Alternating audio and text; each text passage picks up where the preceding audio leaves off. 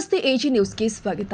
ಸರ್ಕಾರದ ಆದೇಶದಂತೆ ಎಲ್ಲ ಇಲಾಖೆಗಳಲ್ಲಿ ನಿಗದಿಪಡಿಸಿದ ಒಟ್ಟು ಅನುದಾನದಲ್ಲಿ 5% ಅನುದಾನವನ್ನ ಕಡ್ಡಾಯವಾಗಿ ಖರ್ಚು ಮಾಡಿ ಅಗತ್ಯ ಮಾಹಿತಿಯೊಂದಿಗೆ ಮುಂದಿನ ಸಭೆಗೆ ಹಾಜರಾಗಬೇಕು ಅಂತ ತಹಸೀಲ್ದಾರ್ ಆದ ಎಸ್ಎಫ್ ಬೊಮ್ಮಣ್ಣವರ ಅಧಿಕಾರಿಗಳಿಗೆ ಸೂಚನೆ ಕೊಟ್ಟಿದ್ದಾರೆ. ಶುಕ್ರವಾರ ಪಟ್ಟಣದ ತಹಸೀಲ್ದಾರ ಕಚೇರಿಯಲ್ಲಿ ನಡೆದ ತಾಲೂಕು ಮಟ್ಟದ ವಿಕಲಚೇತನರ ಕುಂದುಕೊರತೆ ಸಭೆಯ ಅಧ್ಯಕ್ಷತೆ ವಹಿಸಿ ಮಾತನಾಡಿದರು. ಸಭೆಗೆ ಗೈರು ಹಾಜರಾದ ಅಧಿಕಾರಿಗಳಿಗೆ ಕಾರಣ ಕೇಳಿ ನೋಟಿಸ್ ಜಾರಿ ಮಾಡಲಾಗಿದೆ. ಅಗತ್ಯ ಮಾಹಿತಿ ಇಲ್ಲದೆ ಕಾಟಾಚಾರಕ್ಕೆ ಸಭೆ ಹಾಜರಾಗಬೇಡಿ ಅಂತ ಎಚ್ಚರಿಸಿದ್ದಾರೆ. ವಿಕಲಚೇತನರು ತಮ್ಮ ಸಮಸ್ಯೆಗಳಿದ್ದಲ್ಲಿ ಲಿಖಿತವಾಗಿ ಅಥವಾ ನೇರವಾಗಿ ಸಂಪರ್ಕಿಸಬೇಕು. ಇದುವರೆಗೆ 3 ತಿಂಗಳ ವಿಕಲಚೇತನರ ಪೋಷಣಾ ಭತ್ಯೆ ಅನುದಾನ ಜಮಾ ಆಗಿಲ್ಲ. ಸರ್ಕಾರದ ಹಂತದಿಂದ ಜಮಾ ಮಾಡ್ತಾರೆ. ಕೃಷಿ ಪಶುಸಂಗೋಪನೆ ಹೆಸ್ಕಾಂ ಇಲಾಖೆಯವರು ಫಲಾನುಭವಿ ಆಯ್ಕೆ ಮಾಡುವಾಗ ನಿಯಮಾನುಸಾರ ವಿಕಲಚೇತನರಿಗೆ ನೀಡಬೇಕು. ಬಸ್ ನಿಲ್ದಾಣದಲ್ಲಿ ವಿಶೇಷ ಶೌಚಾಲಯ ನಿರ್ಮಾಣ ಮಾಡಬೇಕು. ಬಸ್ನಲ್ಲಿ ವಾಸಸ್ಥಳದಿಂದ 100 ಕಿಲೋಮೀಟರ್ ಪ್ರಯಾಣಿಸಲು ಅವಕಾಶವಿದ್ದು ಮಾನವೀಯತೆಯಿಂದ ವರ್ತಿಸಲು ನಿಗದಿಪಡಿಸಿದ ಆಸನ ಕೂಡಲು ಅವಕಾಶ ಮಾಡಿಕೊಡಬೇಕು ಅಂತ ಸಾರಿಗೆ ಇಲಾಖೆಯ ಅಧಿಕಾರಿಗಳಿಗೆ ಸೂಚನೆ ಕೊಟ್ಟಿದ್ದಾರೆ. ವಾರದಲ್ಲಿ 1 ದಿನ ಗುಳೇದಗುಡ್ಡ ಸಮುದಾಯ ಆರೋಗ್ಯ ಕೇಂದ್ರದಲ್ಲಿ ಯುಡಿಆರ್ಡಿ ಮೆಡಿಕಲ್ ಕ್ಯಾಂಪ್ ನಡೆಸಲು ಕ್ರಮ ವಹಿಸಬೇಕು ಅಂತ ಸೂಚನೆ ಕೊಟ್ಟಿದ್ದಾರೆ. ಆಮೇಲೆ ಯಾವುದೇ ಇಲಾಖೆಯವರು ಇನ್ನು ಗೈರು ಹಾಜರಾದಾಗ ಬರಬೇಕು. ಆಮೇಲೆ ಹೆಚ್ಚಾಗಿ ನಿಮ್ಮ ಅಧಿಕಾರಿಗಳ ಬರಲಿ ಸಿಬ್ಬಂದಿ ನಿಮ್ಗೆ ಏನೋ ಮಾಹಿತಿ ಇಲ್ಲದ ಬಂತಪ್ಪ ಅಂದ್ರೆ ನೀವು ಸುಮ್ಮನೆ ಇಲ್ಲಿ ಕಾಟಾಚಾರಕ್ಕೆ ನೀವು ಬಂದು ಕುಂತಂಗಾಕತಿ. ಈ ಪ್ರಕಾರ ಮುಂದಿನ ಸಭೆಯೊಳಗೆ ಮಾಡಬಾರ್ದು. ಆಮೇಲೆ ಯಾರು ಬಂದಿಲ್ಲ ಅವ್ರಿಗೆ ನಾವು ಏನು ಕ್ರಮ ತೊಗೋಬೇಕು ಆ ಕ್ರಮ ತೊಗೋತೀವಿ. ಆಮೇಲೆ ಅದೇ ರೀತಿ ನೀವು ವಿಕಲಚೇತನರಿಗೆ ಏನು ಮಾಡ್ಬೇಕಂದ್ರೆ ಈಗ ಇವತ್ತಿನ ಸಭೆ ಮುಗಿಸಿ ನಾಳೆ ಹೋದ್ಮೇಲೆ ಇದಕ್ಕೆ ಮರ್ತು ಬಿಡೋಂಗಿಲ್ಲ. ಯಾವುದೇ ರೀತಿಯು ನಿಮ್ಗೆ ತೊಂದರೆ ಅನುಕೂಲ ಆದರೆ ನೇರವಾಗಿ ನಮ್ಗೆ ಫೋನರ ಮಾಡಿರಿ ಅಥವಾ ಒಂದು ಬರೆದು ಕೊಟ್ಟು ನಾವು ಕ್ರಮ ತೊಗೊಳಕ್ಕಾಗತ್ತಂತ ನಿಮ್ಗೆಲ್ಲರಿಗೂ ಹೇಳ್ಕೊಡ್ತೀವಿ.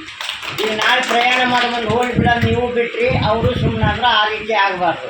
ಅದೇ ರೀತಿ ಈಗ ಇವು KSRTC ಅವರಿಗೆ ತಾವೆಲ್ಲ ಹೇಳಿವಿ ನೀವು ಅದನ್ನು ಪ್ರೊಸೆಸ್ ಮಾಡಾಕತ್ತಾರ ಇಲ್ಲ ಅಂತ ನೋಡಿರಿ. ಅದನ್ನ ಹೆಣಗನಿಗೆ ಇಲ್ಲಿವರೆಗೂ ಯಾವುದೇ ಕ್ರಮ ಆಗಿಲ್ಲ.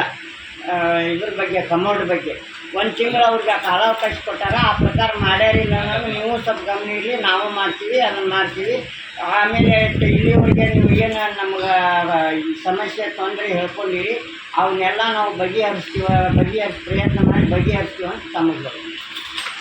ಬಹುತೇಕ ಇಲಾಖೆ ಅಧಿಕಾರಿಗಳು ಗೈರು ಹಾಜರಾಗಿದ್ದರು. ಇದಕ್ಕೆ ವಿಕಲಚೇತನರು ಎಲ್ಲ ಇಲಾಖೆ ಅಧಿಕಾರಿಗಳು ಮುಂದಿನ ಸಭೆಗೆ ಹಾಜರಾಗದಿದ್ದರೆ ಸಭೆಯನ್ನ ಬಹಿಷ್ಕರಿಸುವುದಾಗಿ ವಿಕಲಚೇತನರು ಎಚ್ಚರಿಕೆ ಕೊಟ್ಟಿದ್ದಾರೆ.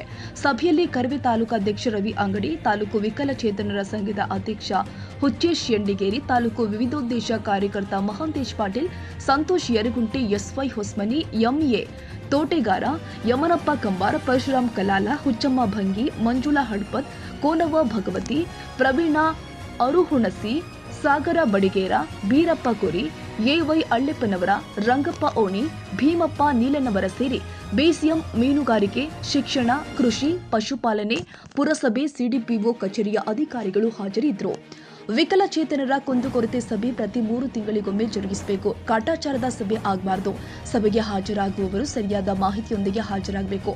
ಗೈರಾದ ಅಧಿಕಾರಿಗಳ ಮೇಲೆ ಶಿಸ್ತಿನ ಕ್ರಮ ಕೈಗೊಳ್ಳಬೇಕು.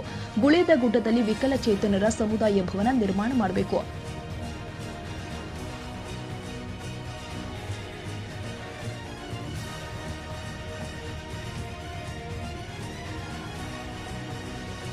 ಕನ್ನಡಿಗರ ಮೆಚ್ಚಿನ ನಿಮ್ಮ AJ 24/7 ನ್ಯೂಸ್ ಕನ್ನಡ ವಾಹಿನಿ ಇದೀಗ ಟಿವಿಯಲ್ಲಿ ಲಭ್ಯ. ವೇಳೆ ನೋಟಿಸ್ ಕೊಟ್ಟಿದ್ರೆ ವಾಪಸ್ ತಗೋತೀವಿ. ಇವತ್ತು ವಕ್ಫ್ ಪ್ರಾಪರ್ಟಿ ಅಂತೇಳಿ ಬರ್ತದೆ ಅಂತ ಹೇಳಿದ್ರೆ ರೈತರು ಬೀದಿಗೆ ಬಂದ್ರೆ ಏನ್ ಮಾಡ್ಬೇಕಾಗತ್ತೆ? ಯಾರು ವೋಟ್ ಹಾಕಲಿಲ್ಲ ಅಂದ್ರೆ ಗ್ಯಾರಂಟಿನೆಲ್ಲ ಸ್ಟಾಪ್ ಮಾಡ್ಬಿಡ್ತೀವಿ.